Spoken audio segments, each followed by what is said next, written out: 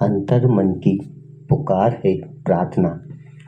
प्रार्थना से हमारे भीतर विपत्तियों से लड़ने की ऊर्जा आ जाती है और हम संकल्पों को पूरा करने की ओर अग्रसर होते हैं। कई बार हमारे चारों ओर विपत्ति के बादल मंडराने लगते हैं। निराशा का अंधकार छा जाता है। लगता है कि कोई हमारे दर्द को महसूस नहीं करता।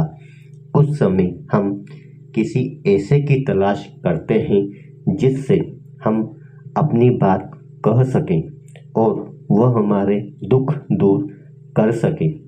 तब हमारे संबल की तलाश ईश्वर पर जाकर खत्म होती है।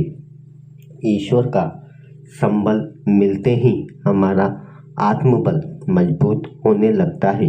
विपत्तियां भले ही नष्ट न हो, लेकिन हमारे भीतर उनसे लड़ने की अपार ऊर्जा आ जाती है। इस ऊर्जा से हम न सिर्फ विपत्तियों पर विजय प्राप्त कर लेते हैं, बल्कि अपने संकल्पों को पूरा करने की ओर अग्रसर भी होते हैं। प्रार्थना के लिए किसी भाषा या व्याकरण की जरूरत नहीं है। आवश्यकता है पूर्ण आस्था के साथ ईश्वर के समक्ष संपूर्ण समर्पण। ईश्वर के प्रति हमारा विश्वास हमारे भीतर आत्मबल पैदा करता है। प्रार्थना का अभिप्राय यह नहीं है कि हमारी इच्छा पूर्ण हो ही जाए। यह तो हम पर है कि ईश्वर का संबल लेकर अपने आत्मबल को हम कितना मजबूत बना लेते हैं। प्रार्थना का तात्पर्य जीवात्मा की परमात्मा के समक्ष निज भाव की अभिव्यक्ति से है। ऐसे में मन को ईश्वर के प्रति केंद्रित करना होगा, तभी हम उनसे अपने मन की बात कह सकेंगे। ऐसा करने से न सिर्फ हम अपनी कुंठाओं का विसर्जन कर देते हैं, बल्कि हमें ध्यान का भी अभ्यास होता है। ध्यान मन को भटकने से नियंत्रित करता है। हम समस्याओं को व्यापक फलक पर देखने लगते हैं और उनके मूल में जाकर हम उनके समाधान को खोज लेते हैं। इससे हमें संकट से मुक्ति मिल जाती है। प्रार्थना के संबंध में अनेकों पौराणिक कथाएं हैं।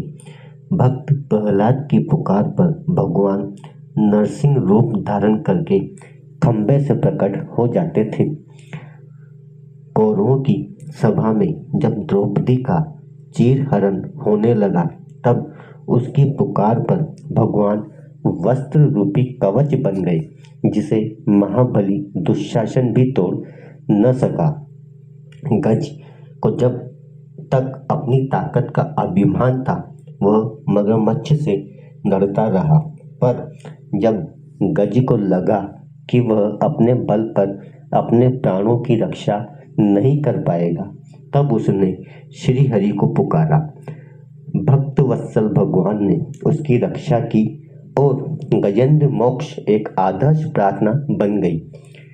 इन कथाओं में देखा जाए तो भगवान ने उन्हीं लोगों की सहायता की जिनका आत्मबल और समर्पण चरम पर रहा, जिन्होंने परिस्थितियों से समझौता नहीं किया। मनोवैज्ञानिक मानते हैं कि प्रार्थना से अंतर्मन की सोई हुई ऊर्जा सक्रिय हो जाती है, जिससे असाध्य रोग तक ठीक हो जाते हैं। प्रार्थना एक प्रकार का योग है जिसका अभ्यास प्रतिदिन करना चाहिए।